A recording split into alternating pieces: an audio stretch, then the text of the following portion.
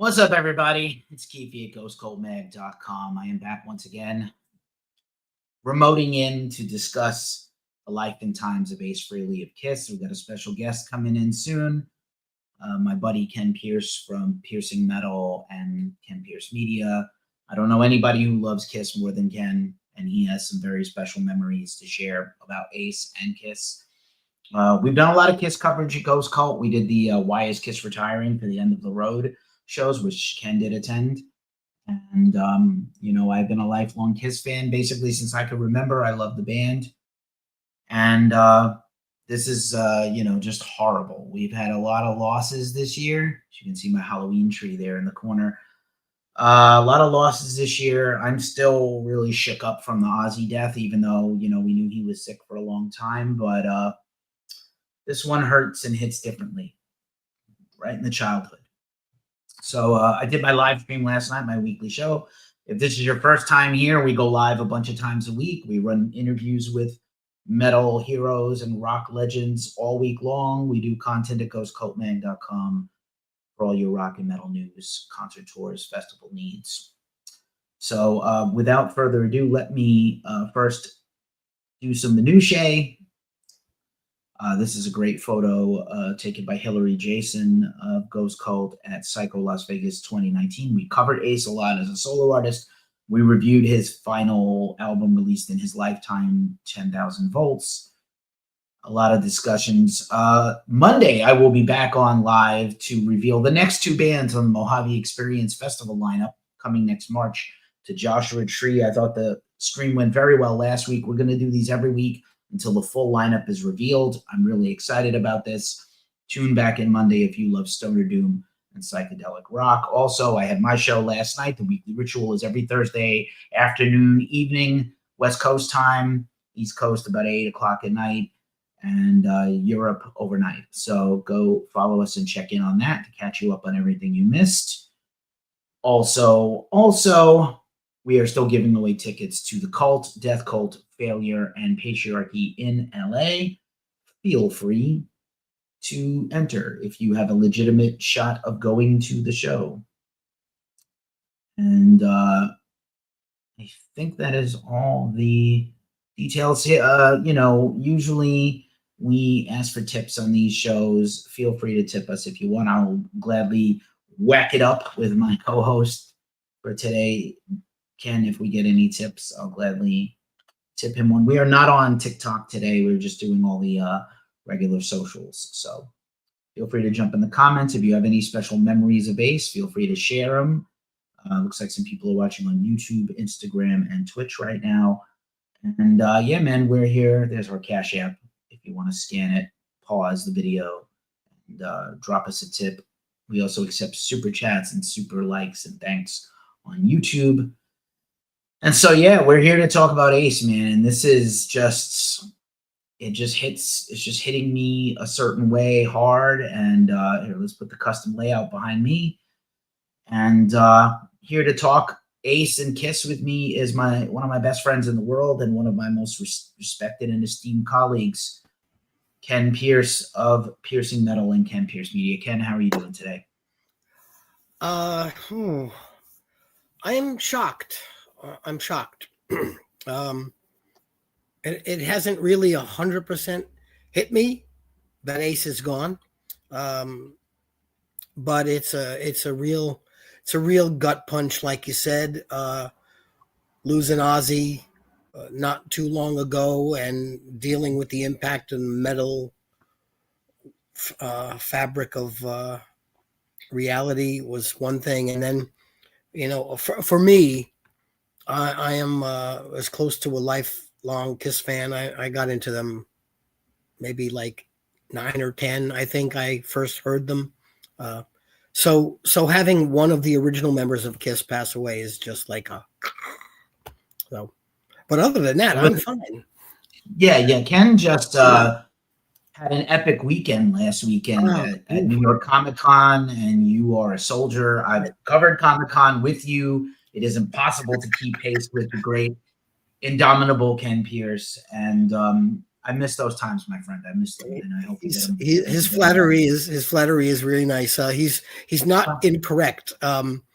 I knew more than 200 people at Comic-Con, and I thank the stars above that I saw no more than 3 of them, because I do not have time to stop. I walked something like 26 and a half miles in 4 days across Comic-Con. So, but yeah, it's amazing. I know this is a real grim and terrible thing to say. I did not expect Ace to pass away. Obviously, he went pretty quickly after that accident.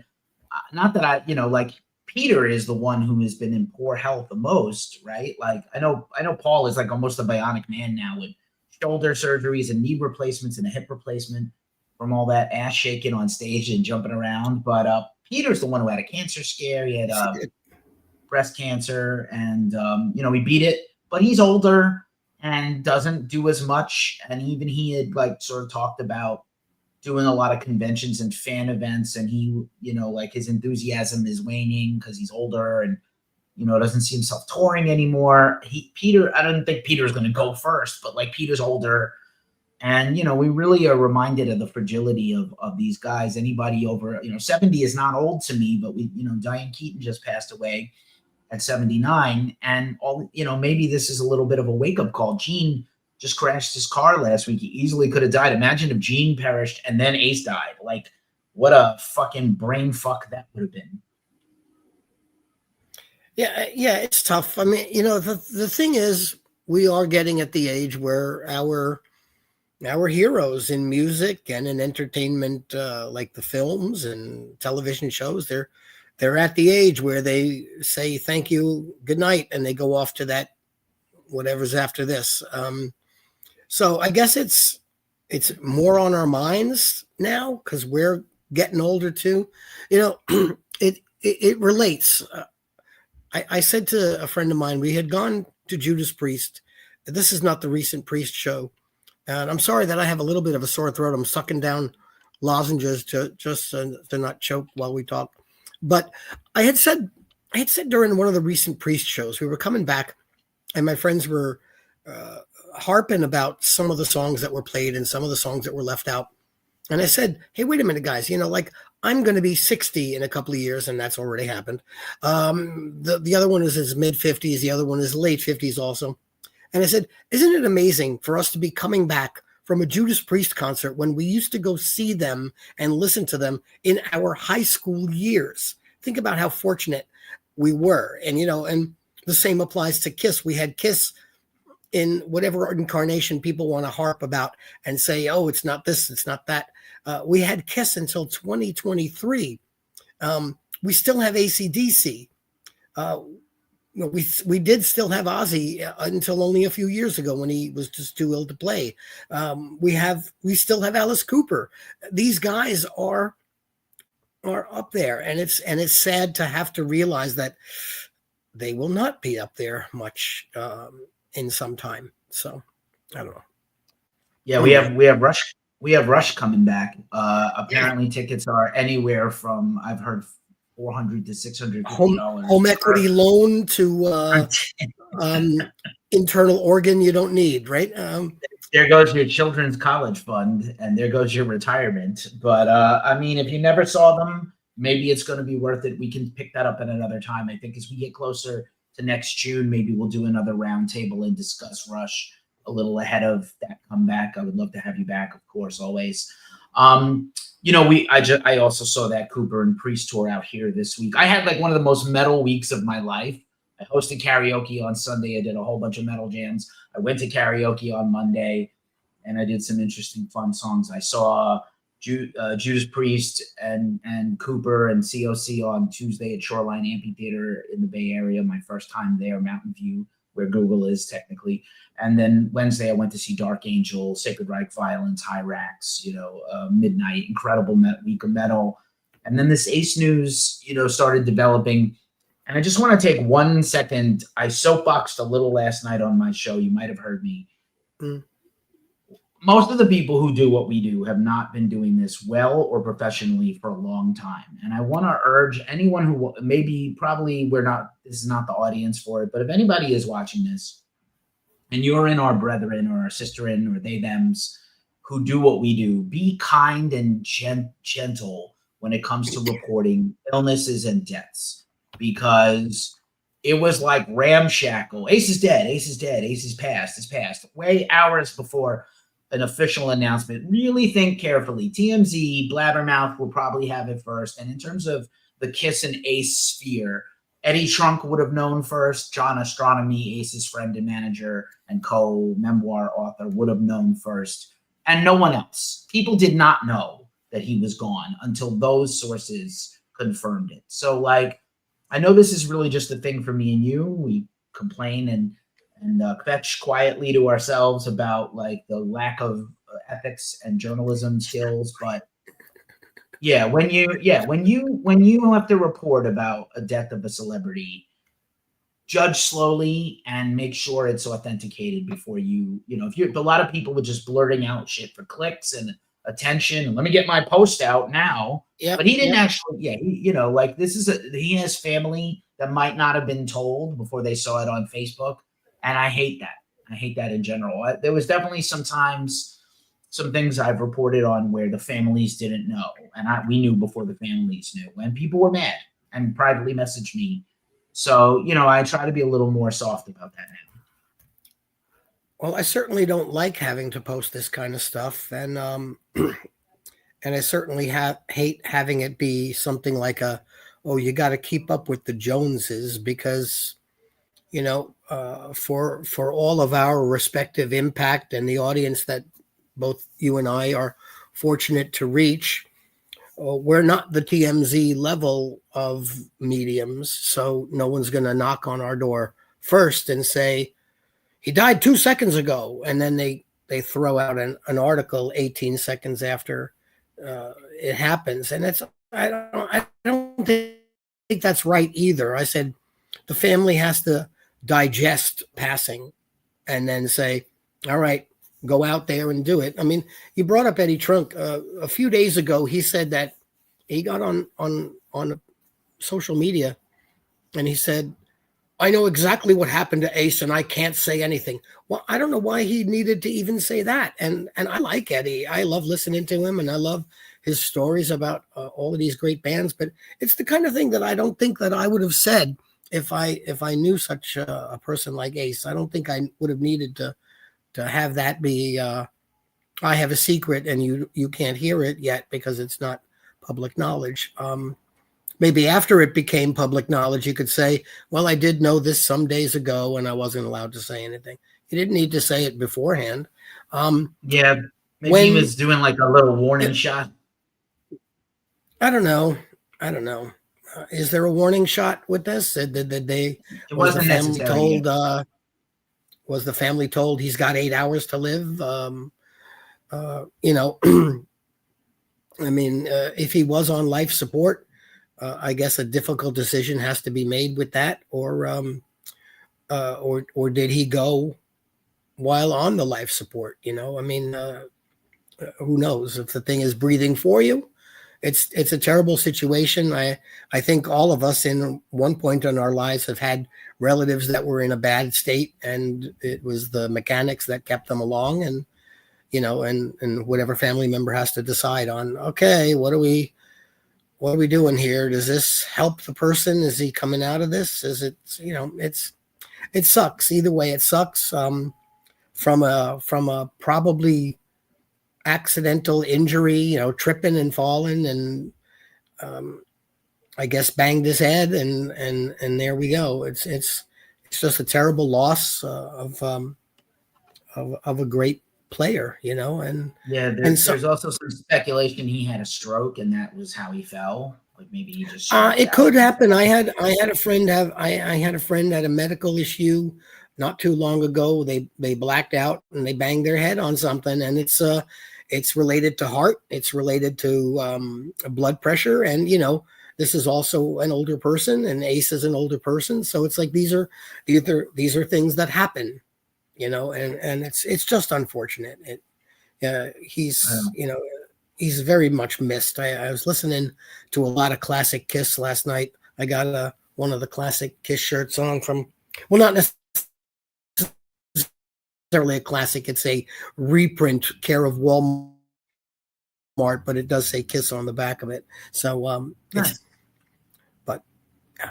Yeah, all my shirts are packed away. I'm gonna probably have to get out my Rock and Roll Over and Destroyer shirts at some point soon.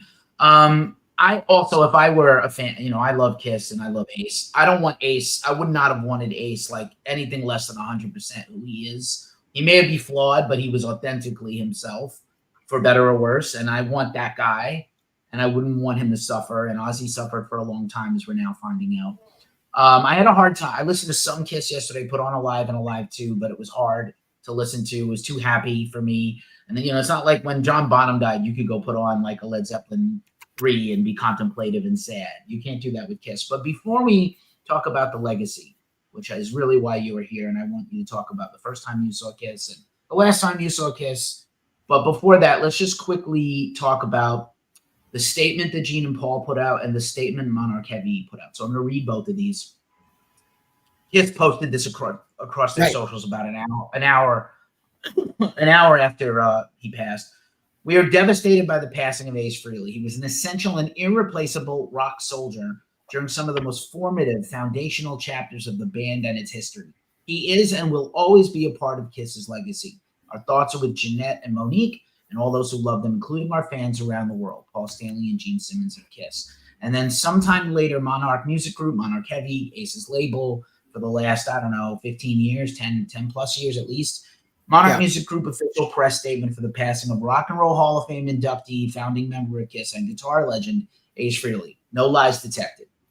With profound sorrow, Monarch Music Group mourns the loss of the iconic and beloved rock guitarist and Monarch recording artist Ace Frehley, who passed away today at age 74. Quote, our thoughts are with his family, friends, and the devoted community of fans who have stood faithfully by his side through every era of his career, says Monarch President and CEO Steve Stevenson.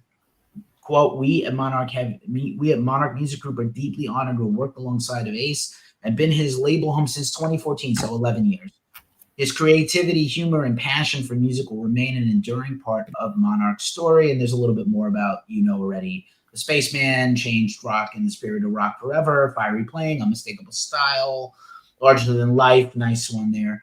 Presence inspired generations to pick up the guitar and chase their own musical dreams. No complaints there. What'd you think about the Paul and Gene statement? To the point. It was to the point. Because Gene and Paul and the relationship with Peter and Ace is going to be dissected by everybody that listens to either side. So I felt that they kept it safe, they kept it classy, and they were respectful. I can't imagine that they are anything less than heartbroken about Ace passing away. Even if they were head-to-head fighting, or bickering about things in the press or in the private. This was their brother when they were on 10 East 23rd Street in that loft, making it all happen, right? Right up the block from Gramercy Theater, right? Whenever I'm around there, I always tell the bands that this building is right up the block, and several of them have gone on their break and walked up to the building just to see it, which is really cool. So, right on. When I was in Boston, I used to tell people, "Hey, across the street there, from that next to that Pizzeria Uno, the basement is where Aerosmith first rehearsed." So it's kind of fun. It's fun to know those things. And you and I had a fun, adventurous day in we did. Summer of 23. We walked around the East Village and noted all the landmarks of now disappeared places. It's tough, man.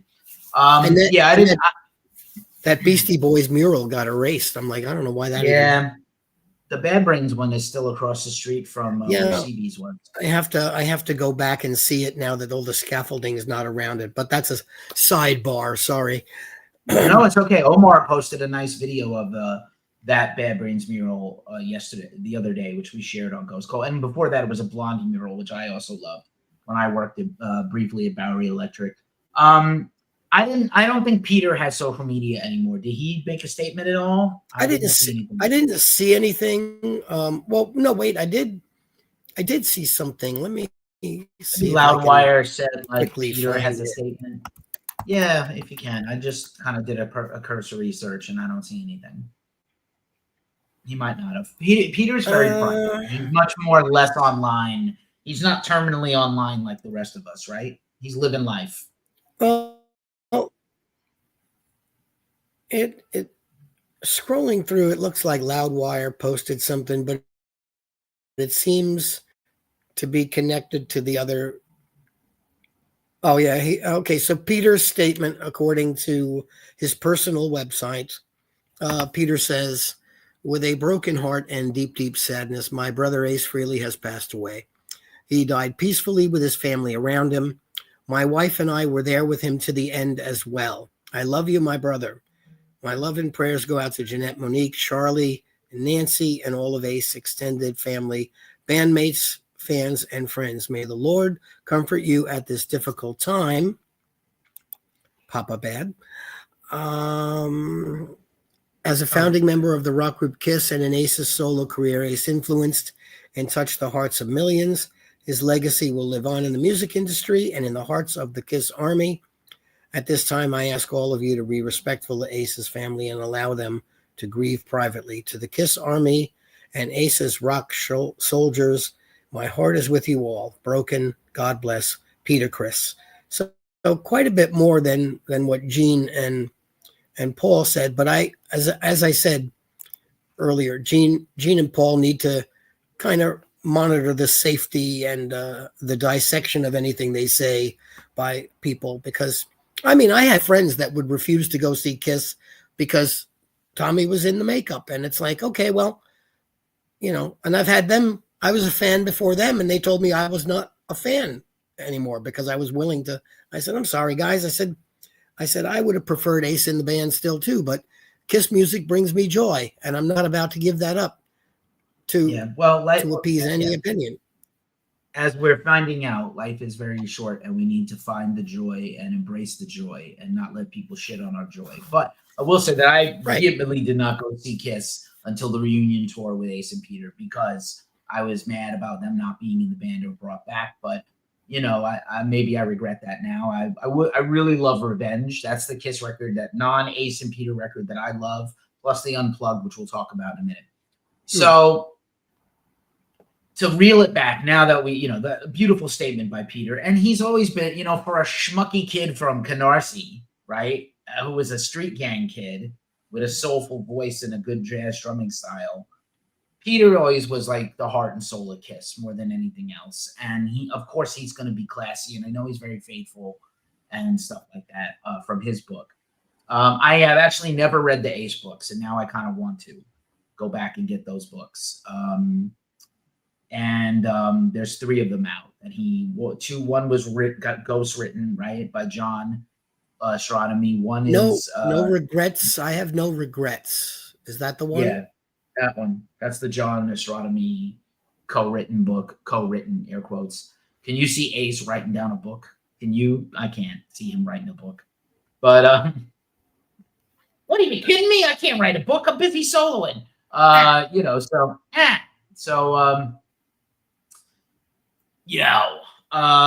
you know, Ace, to take it back, he was the most talented member of Kiss. I will always go down saying that. He's clearly the most talented person in Kiss.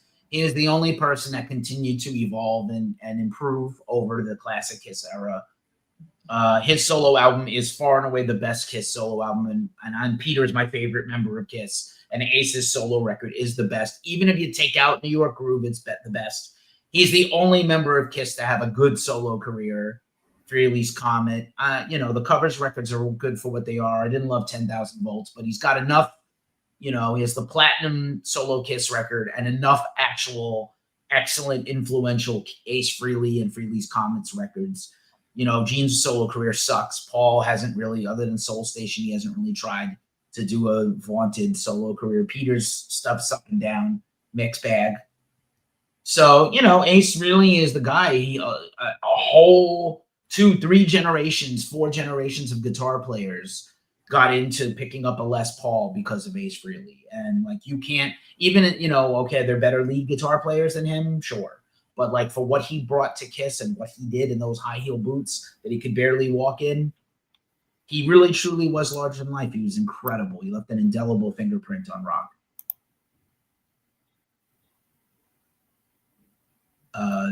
You know, what do you think about Ace's endearing influence as a guitar player and a guitar player from Kiss? I was fortunate enough to see Kiss. So I liked them for years before I got to see them. I had heard them on the radio a couple of times because Rock and Roll Night was played on the radio as a single, and Beth was not out yet. Well, they would play Strutter on some of the rock radios, and I was like, oh, this is catchy. Who's this? I'm a kid of maybe 9 or 10 at the time. And then I saw the commercial for Alive 2 at my parents were at something, and I was in the house with the kids that were in that house, and the Kiss commercial came on for Alive 2, and I saw this, whatever this was. I was like, oh, and I liked it, and I was able to get a copy of Alive 2 from the record store, and I had to see this live. But we didn't go to see the New York shows of Alive 2, but the parents were kind enough to take me to the Dynasty tour, and I got to see them in the Madison Square Garden. We were way, way up, and but it didn't matter because Kiss was such a big thing, and the band, that stage was very sparse, and then they came up from the bottom, and they all had their colors. Gene was red, Paul was purple, and Peter was green, and Ace was blue, and it just was like a magic show come to life with heavy music, and just watching him shoot the rockets at the lights and blowing those up, and the guitar going on fire and smoking was just crazy. And I was 12, and I was like, oh my God, I never saw anything like that before. And it was my very first concert. So it's a special memory. And I wouldn't see Ace in the band again until the reunion tour of 96. And that was something I never, ever thought was going to happen. When they came out and were standing there with Tupac, I was like, oh my God. I mean, yes, they had reunited on the Unplugged, but who knows if that was just a one-off, So I'm sorry, I've gone off tangent here. No, you're good. We're going to get to the Unplugged in a second and the reunion in a second. That's a wonderful memory. I love whenever you talk about it. You talked about it extensively in our Kiss End of the Road roundtable with all our other friends. And, I didn't get to see Kiss, but my brother, Bill, who is now passed on, saw Kiss many times. And that's how I got into Kiss. He played Rock and Roll over and over. Alive 2, Destroyer, and Rock and Roll over and over and over, and Love Gun. And I bought my first vinyl on my 5th birthday. It had come out over the summer while I was still 4, and I got some money for my allowance. We were pretty much impoverished the whole 70s and early 80s.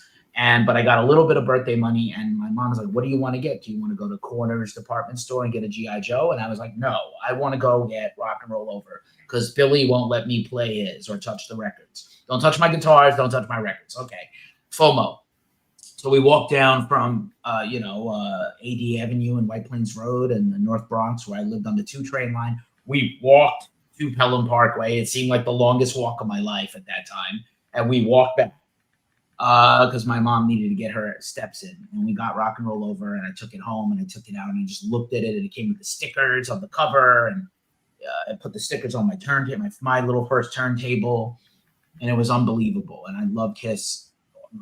We got in the Kiss Army at like 5, 4 or 5. I was in the Kiss Army, and they sent the little certificate and the patch and a little little stickers. And just like you, we had the color forms, the lunchbox, the dolls, the Viewmaster, everything. What was your favorite piece of, the music is one thing, but what was your favorite piece of Kiss merchandise when you were a kid? I think it was the dolls, even though I didn't love the way that the dolls were very unposable. Peter had the most posability in terms of a figure, but the Gene, the Paul, and the Ace figure was very, very limited articulation, as they say in the toy industry.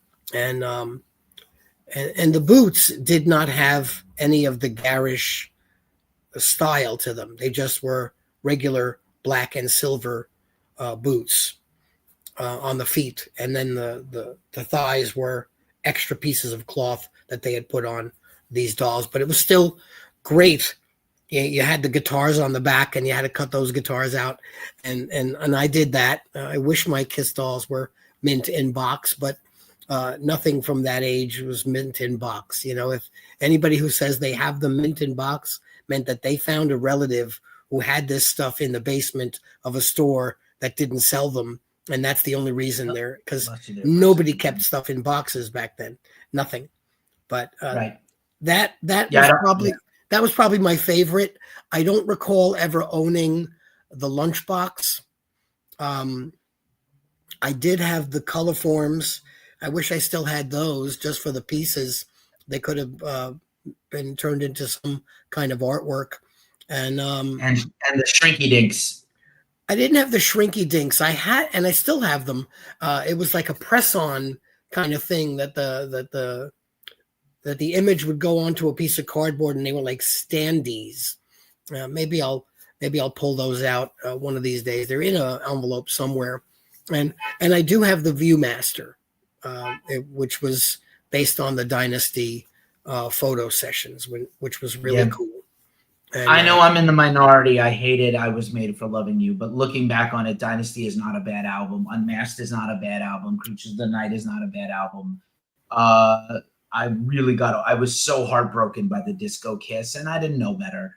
And now I can laugh at it, but like for a long time, beside my hatred of Journey, my hatred of that one song has maybe will outlast my lifetime. But I love the Kiss dolls. And I also want to shout out, the Kiss comic books from Marvel, because the comic book was incredible.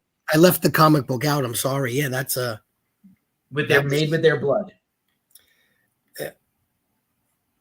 A historical report that ended up being not really true. I know, but it's so fun. They did pour. You believed it.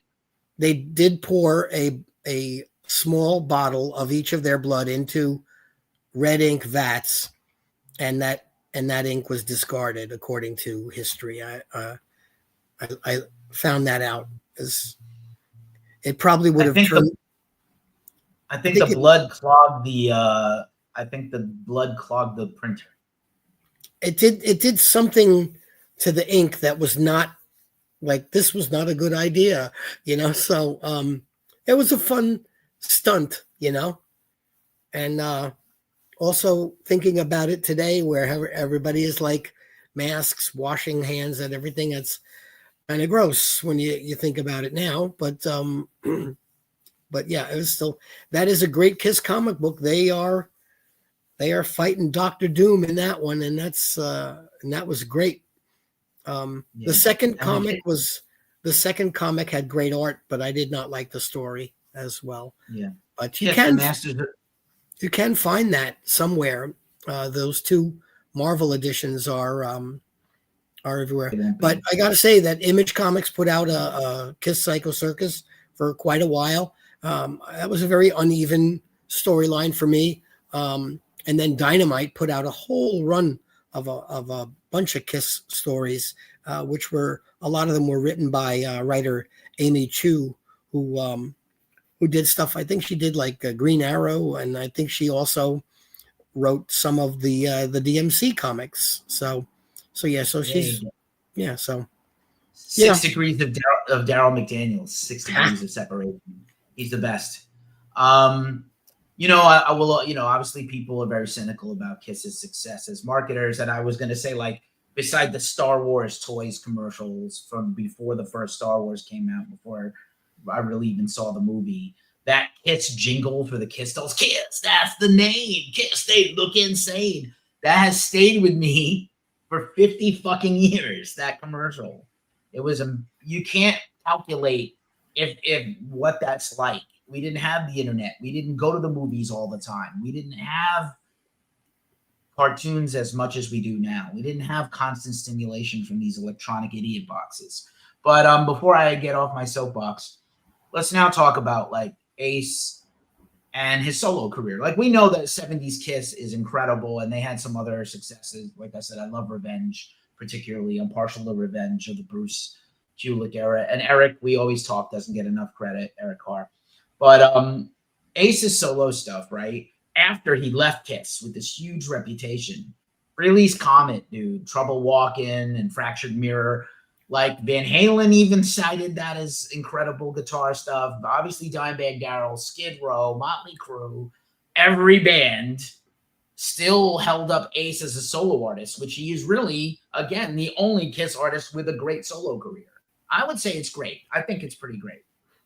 I got to see the debut of Frehley's Comet when he played L'Amour for the first time as a solo artist, and I think he went on at like 2 a.m, and it was just it was packed to the rafters, and I was right up front, and I didn't get a guitar pick, I know that, but it was right up front, and when he finally came out, it was madness because it was like, oh my God, this is Ace. He's got no makeup on and he's playing these songs off he opened up with Rip It Out, to my knowledge, and he had the great Anton Fig on drums, and Richie Scarlett was there playing rhythm guitar, and I don't remember who else was in the band back then, but it was kick ass, man. It really was kick ass, and and this might have even been before the album came out. I don't think the album was out yet. And when the album came out, I had found out that it was at a famed music store in Brooklyn that I cannot remember the name of now for some reason. And I'm horrible at this. I forgot what it was called. But my friend and I, when I was in Flatbush, so I'm blanking, but we drove out all the way out to Flatbush to get it because the record store that was in my neighborhood did not have a copy yet, and they weren't going to get it for a couple of weeks. But this store had it. We drove out and got it. So cool. Yeah, wild nice stuff. Yeah, I saw Ace once as a solo artist. I'm going to say it was like Roseland in the 90s. And he was kind of uneven at the show, but I felt like it was a lot of Kiss love and energy in there. And, I'll be honest, I thought around the time of Revenge, Gene and Paul, I'm not going to not drag them. It doesn't make sense, but like, it is what it is. They were very bitter about Ace and Peter. They knew they could probably make more money if they had Ace and Peter, right? That just stands to reason.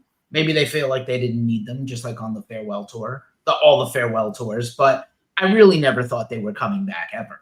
I never thought, like, occasionally Peter would come out and sing Beth, but there's so much acrimony. I really never thought, even after the Unplugged, which seemed like a publicity stunt, like, why did Kiss even get it Unplugged? But they did. I don't think Revenge was particularly, it's an album from 1991, 92, right? 92. Kiss Unplugged was 95, 96. So, like, I never thought they were going to get back together. When the Unplugged happened, did you think that Ace could return? We'll just take Ace only. When the Unplugged happened, did I think Ace was going to return? I did not at all expect that that either of those guys were going to return, because Kiss was, again, on the climb in a more of a hard rock vibe, and they were doing a different approach to it, and I didn't think that outside of the interest of the fans that they had for all these years, was anybody really interested in going backward and having these guys come out assuming with no makeup on, because why would Kiss ever go back to the way it started? It didn't seem like something logical that they would do. It looked like they would move past that era, and I'm glad they did, because it was cool. But no, I didn't think Ace was going to stay. Ace had a reasonably successful solo career, and I guess he was about 4 albums in by then, and he would regularly fill mid-size venues, stuff that maybe the size of Roseland, not quite a Hammerstein place, but bigger than those days at Lemoore. Not quite arenas that Kiss would do, but like Roseland style spaces, and he was doing good. He was doing good. He had a kick-ass band with him, and so I didn't see them giving that up because so that's very well paid. Those are good paying gigs to do casinos, right? Yeah.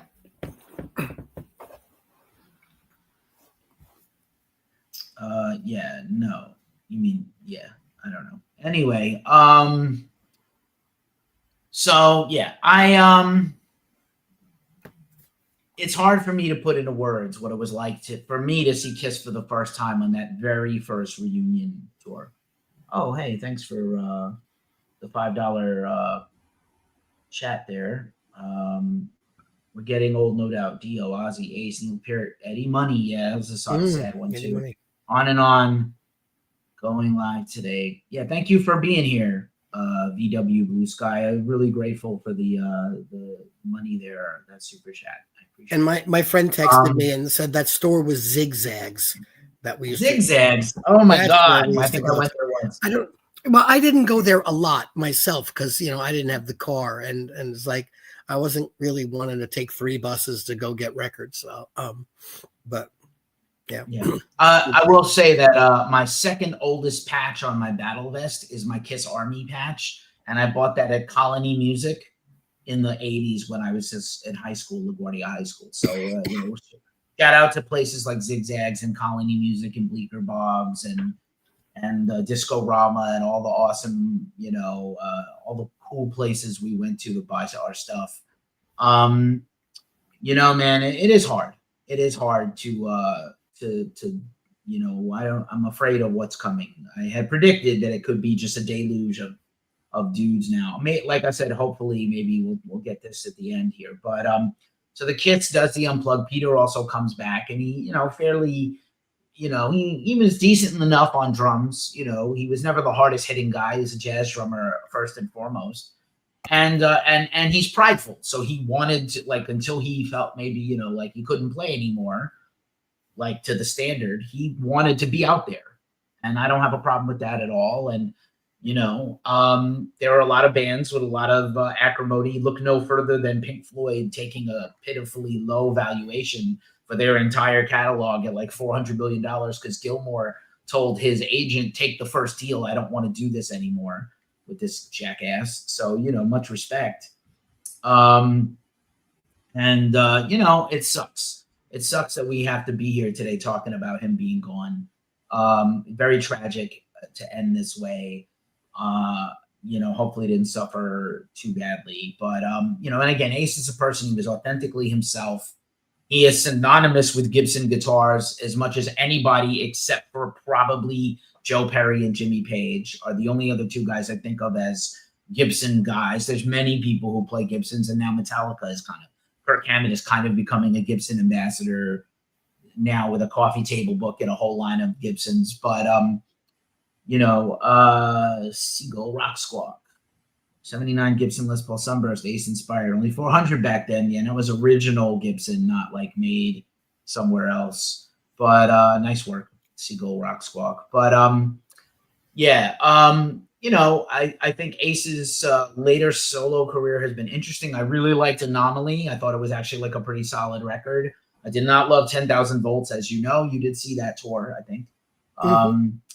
And the Origin stuff I thought was when I saw the 2, I'll say that when I saw the 2 gigs that he did in New York for 10,000 Volts, the first time around he played the song 10,000 Volts, and then 2 other solo songs, and everything else was Kiss. And then the last time around, he did Cherry Medicine from 10,000 Volts, as opposed to the title track, 2 other solo numbers, which were the same as the last time around. And of course, the rest was Kiss. And Part of me was a little mad at that because I said, you know, this is not to speak ill of him, but you know, he always seemed to want to argue publicly about the guys, and it's like, you know, you have a dedicated following, and we love you. We want to hear more of your solo material. You don't have to always rely on the Kiss stuff because your fans are here to hear you play the stuff that you kick some righteous ass on and inspired so many guitar players with. And yes, we want to hear, you know, Cold Gin. We want to hear Shock Me. We want to hear, you know, Rip It Out and stuff. But it was very strange because those two shows he closed with Rock and Roll All Night. And it was just like, wow, okay. I loved it. It was great to hear him do it, but it just struck me as odd, you know. But, you know, you got to, if he thought that that was going to be the better way to close the show, so be it. But I would have liked to hear some of those other deep tracks from, you know, Trouble Walking and so forth. You know, there's a lot of good stuff on those.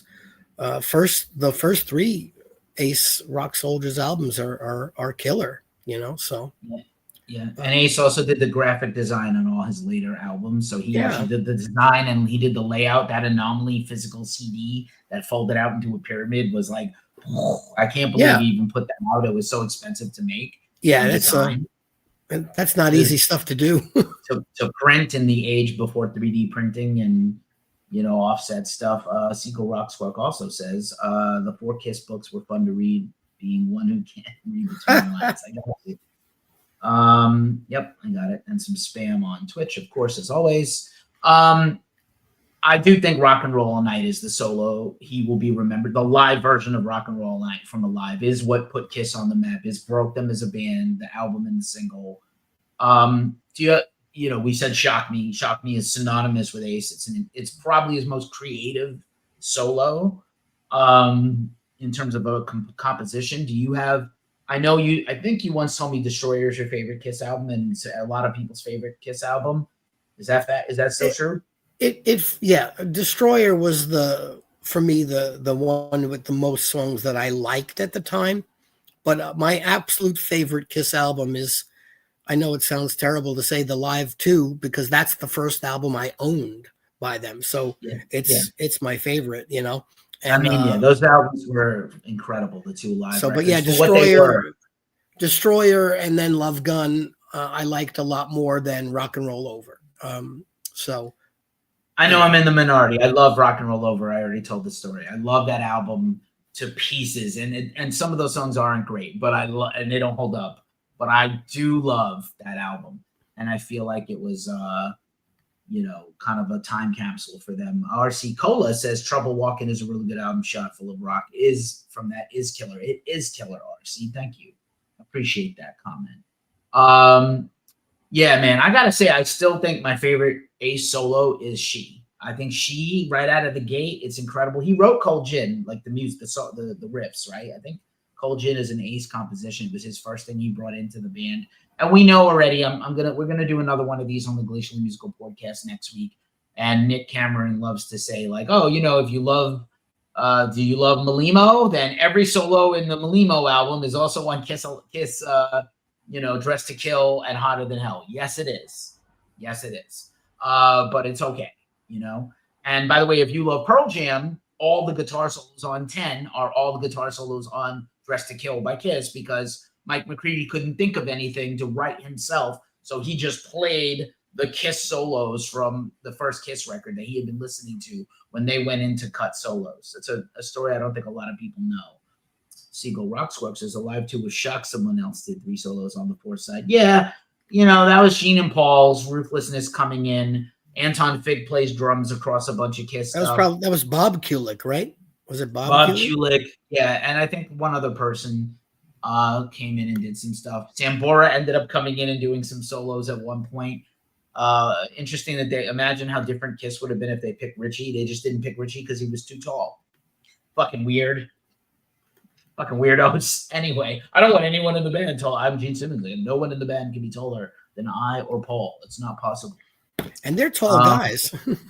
Yeah. So, Yeah, I still think the solo from She is incredible for what it, for when it was and what it was. And, I'm really grateful for Bob Ezrin and Destroyer, and I'm grateful for the Kiss management for helping them achieve their, monetary dreams, and Kiss Mania and Dynamite and Tiger Beat and Cream and Circus Magazine that kind of, put Kiss on the map with just the hype of everything. But, I'm again, Ace is authentically who he is, flawed though he may have been at times. But I'm really, we lived in the time of Kiss. We still live in the time of Alice Cooper and Judas Priest and Metallica and Iron Maiden. When he was on point on these shows, he was always fun to watch because he was so corny with the jokes, and it was just like, oh my God, Ace, that was terrible. And he's like laughing. He didn't care that the joke was bad and or really not 100% politically correct. It was just like, it was Ace. It was great. And and through guitar picks out by the dozens at these shows. If you were in front, you were going to get a bunch of them. If you were in the back, I don't know. But he was always fun to watch. The last time I got to see him, I guess, was in March. He had played in New York over at Sony Hall, and I went, and we did a fun little giveaway on the website. So I put a whole mess of people into the show as well, which was gratifying to me, and everybody was a Kiss fan as well.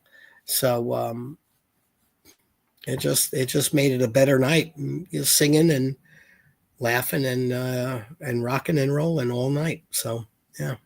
Yeah, Seagull Rock Squawk says, never met someone else with that Ace laugh. Well, I think that Ace laugh was his favorite thing growing up was the Three Stooges on Channel 11 in my hometown of the Bronx, New York. Ace is from about 3 miles away from where I grew up. He is from 172nd Street and Bathgate Avenue, which is about, 10 blocks north of where Yankee Stadium was and is. And I think of Ace's whole sense of humor as Three Stooges, right? And he is the true to life Curly. Maybe he's not fat and round and bald, but he's got that loosey goosey personality that was great, and a great foil, I think, to Paul and Gene and Peter. And then, of course, Peter and Ace were closer than the rest of the guys because Peter and Ace were street guys. They were from the streets. They were ghetto as fuck. Even when they were, could pretend to be classy, they were ghetto. And Paul and Gene came from, different upbringings, not broken homes, not drinking and drugs, not, they were Queens guys, just a different breed, as you know. Oh, hey, man, thanks for another super chat. That's really super nice of you. Mr. Speed 2000 man, Shandy. Some love for Shandy. I never hear anyone talk about Shandy.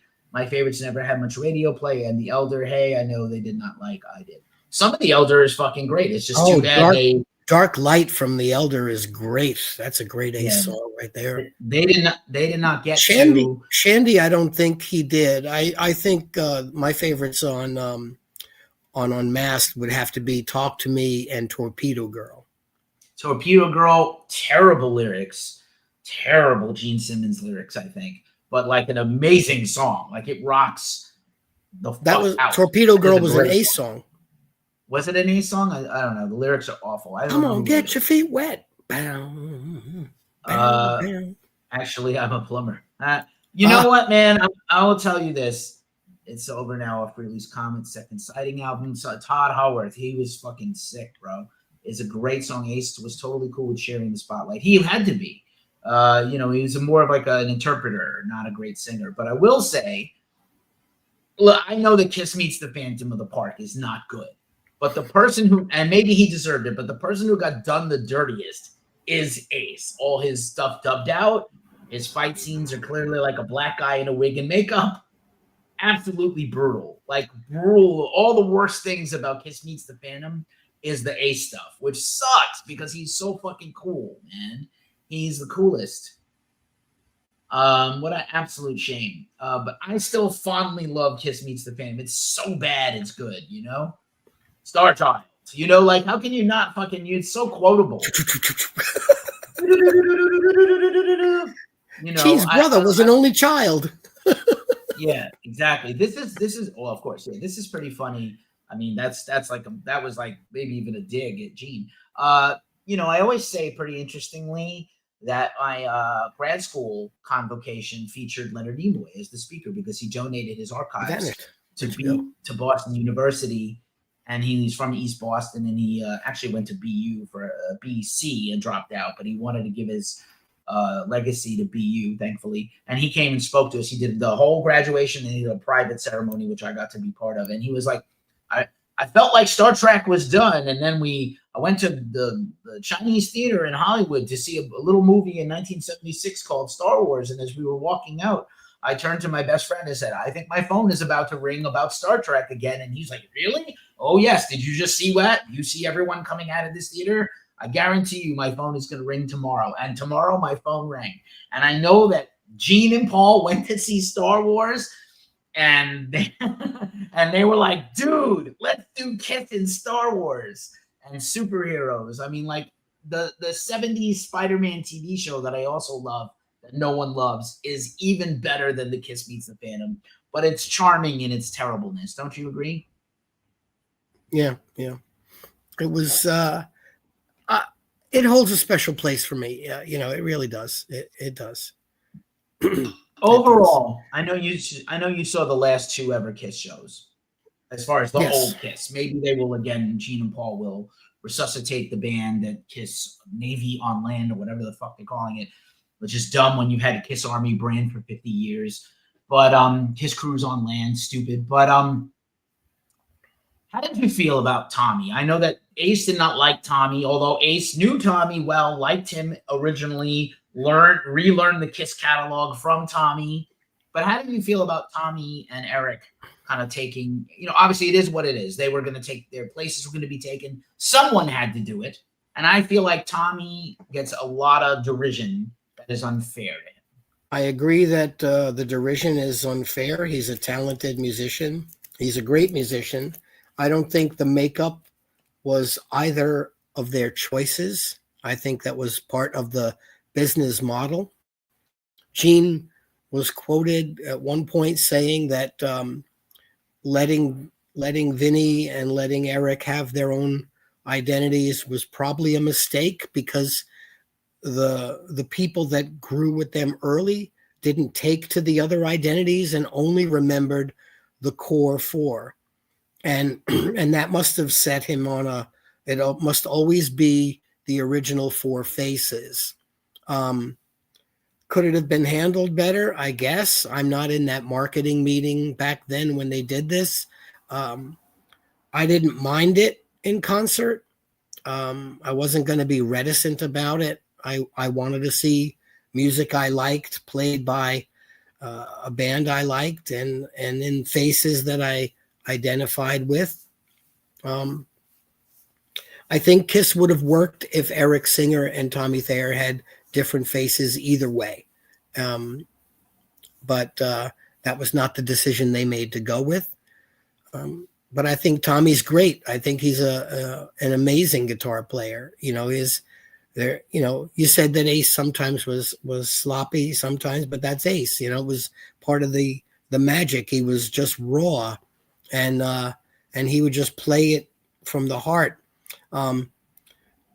Tommy was always tactical, and it was always like perfection. You know, he was never gonna come out with that kind of same vibe because it's 2 different players. You know, Ace remains one of the most influential guitar players in history, and that's going to be the case going forward for years. You know, I think in some sense, and I don't want to get anybody screaming at me for saying this, because as much as I loved Ozzy and as much as I respected Ozzy and everything Ozzy did, I think someone like Ace Frehley is more influential than an Ozzy was, because Ozzy influenced maybe singers, right? So there's 1 singer in every band or 2 singers in every band, depending on your model.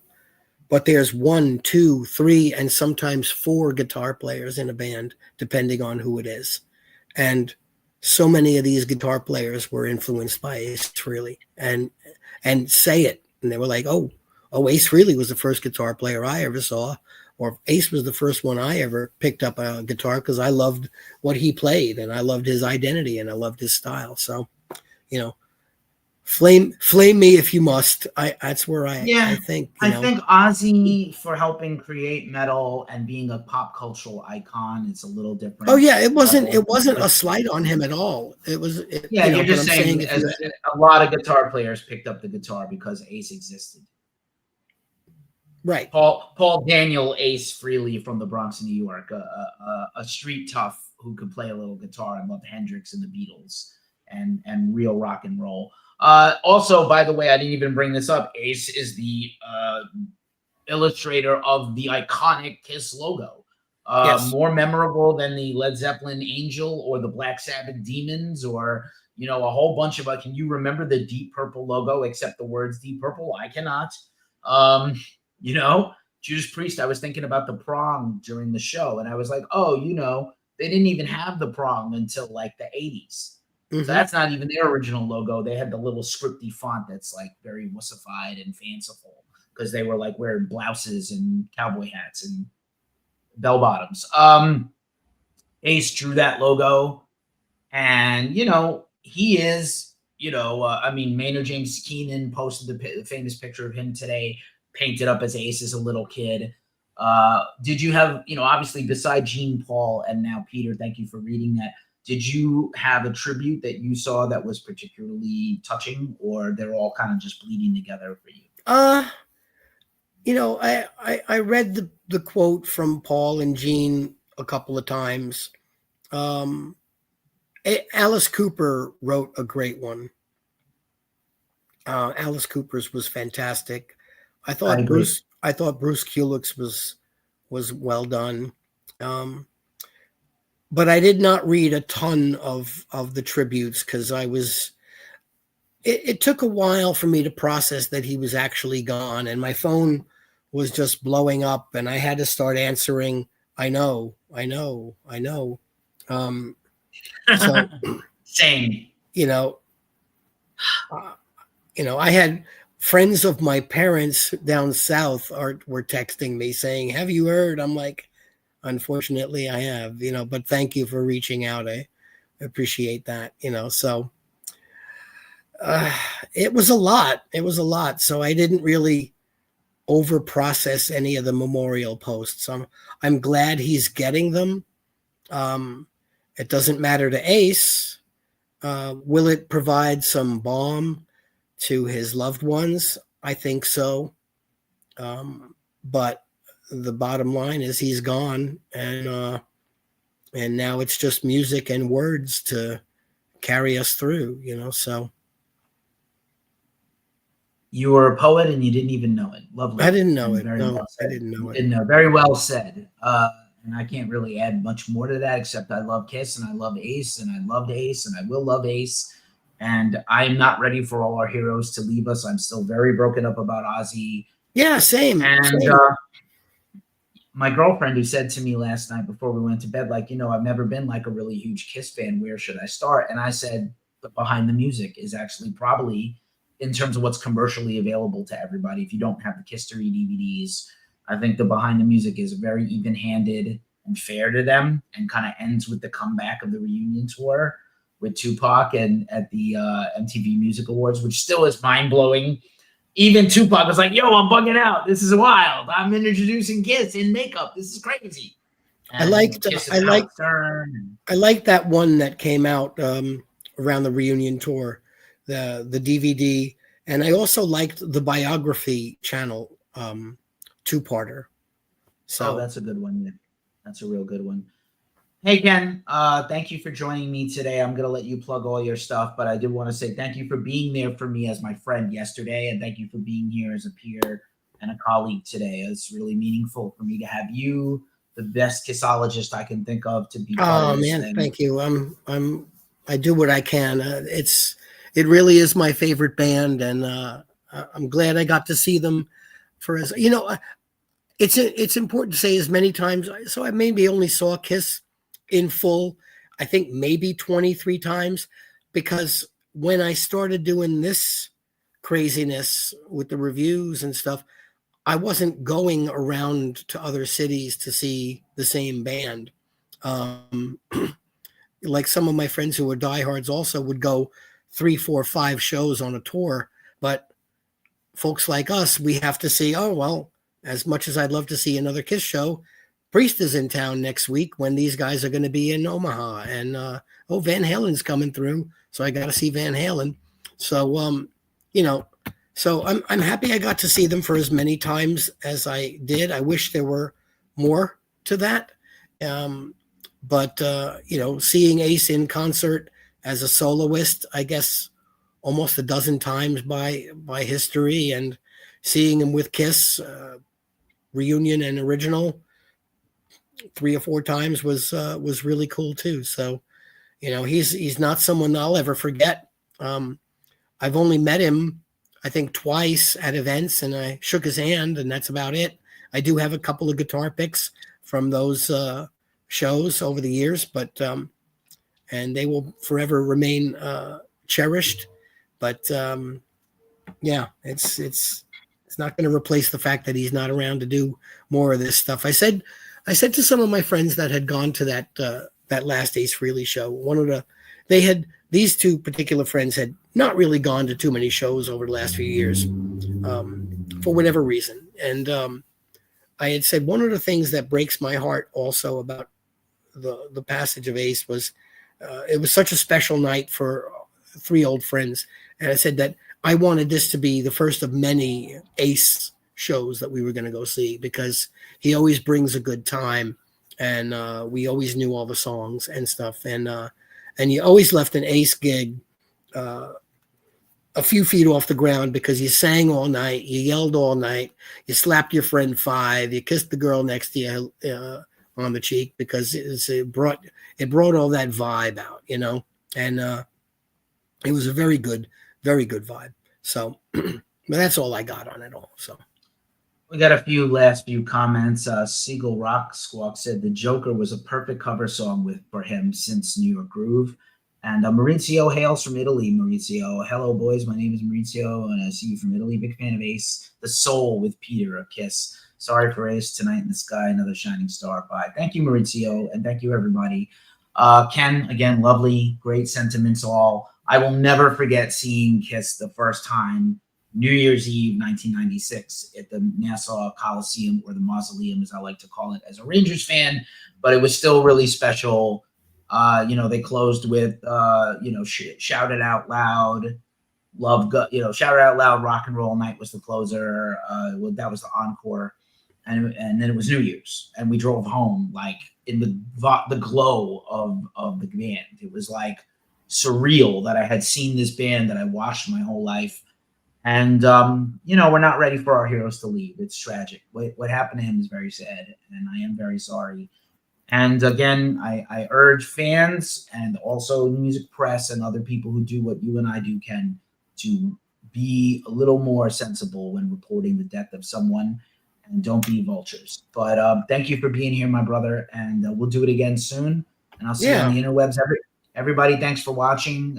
Please check out ghostcultman.com. Ken, do you want to plug your stuff real quick? I'm gonna have everything linked up. Yeah, you can find what we're doing on piercingmetal.com, and if you just go to their Google and do a hashtag of piercing metal as one single word, piercing like the ears, metal like the junt junt, you'll be able to find pretty much everything that we're up to. And also, you can also do Ken Pierce Media as a hashtag, and you'll find far too much stuff online for you to tinker around with. I appreciate anybody that enjoyed what I had to say.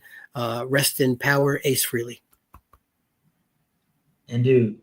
Mauricio, we're all global here, my friend. Everybody is welcome. We're like AA. Rock and roll and metal will take you whenever you can get in, and in any condition.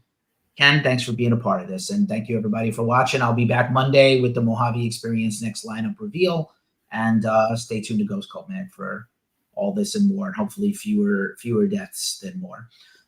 Peace, yo. Thanks. Hail Ace forever.